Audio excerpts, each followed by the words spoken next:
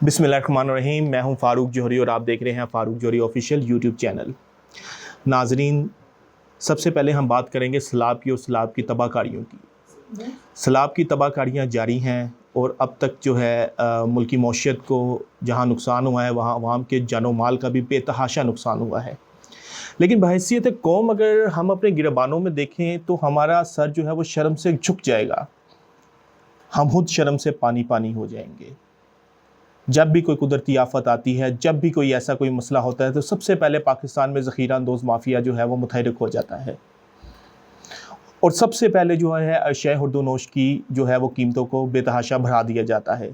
जब ज़ख़ीरा अंदोज़ माफिया को अब भी मालूम हुआ कि सैलाब की वजह से टमाटर और प्याज की फसलें जो हैं वो शदीद बुरी तरह मुतासिर हुई हैं, तो उन्होंने ज़ख़ीरा अंदोज़ी करके इसका रेट्स को बढ़ाया।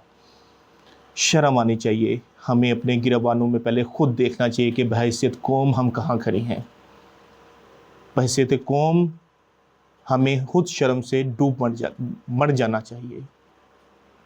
अब अगर हुकूमत की बात करें, हुकूमत अभी तक सैलाबज़दा इलाकों का डाटा इकट्ठा करने में मुकम्मल तौर पर नाकाम हुई है। अभी तक उनके पास सैलाबज़दा इलाकों का मुकम्मल डाटा नहीं आया।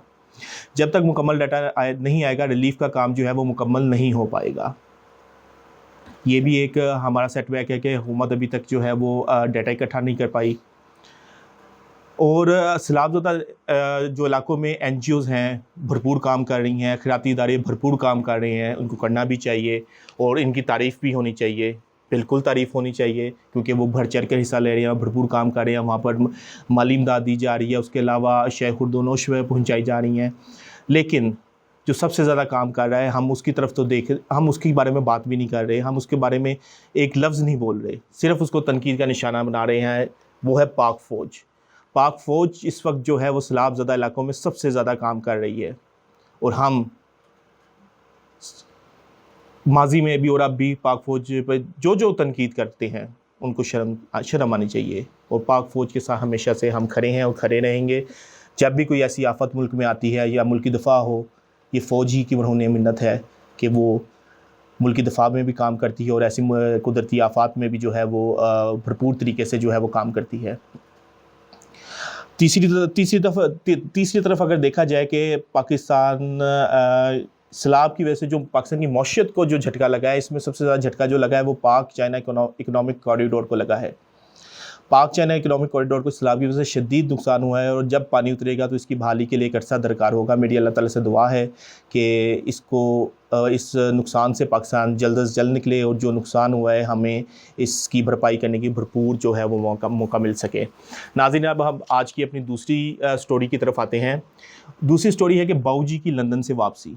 बाऊजी फ़ैसला कर चुके हैं कि उन्होंने लंदन से वापस आना है, लेकिन उनके राह में जो रुकावटें हैं उस हवाले से हम आपसे बात करेंगे। उनकी राह में पहली तो रुकावट पार्टी के अंदर है।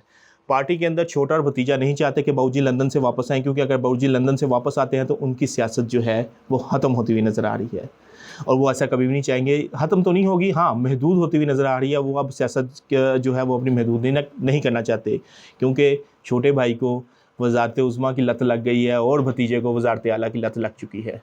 वो इससे कम पे कभी भी राज़ी नहीं होंगे। और बाऊजी की वापसी पे जो सबसे ज़्यादा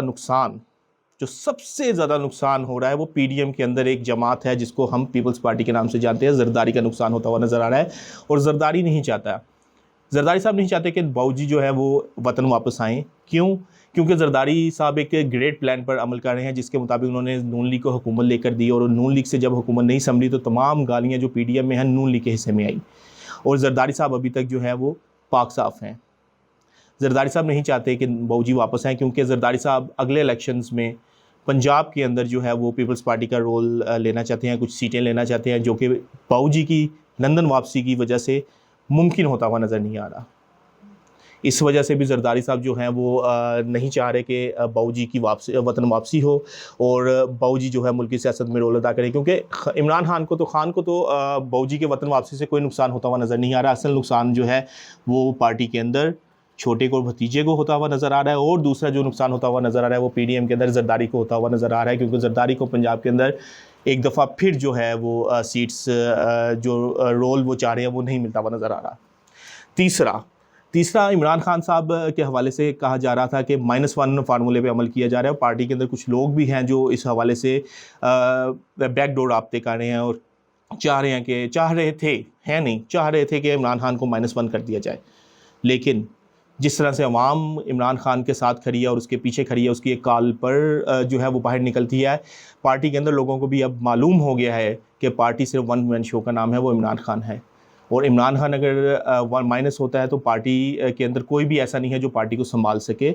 تحریک انصاف عمران خان کی مرہون منت ہے.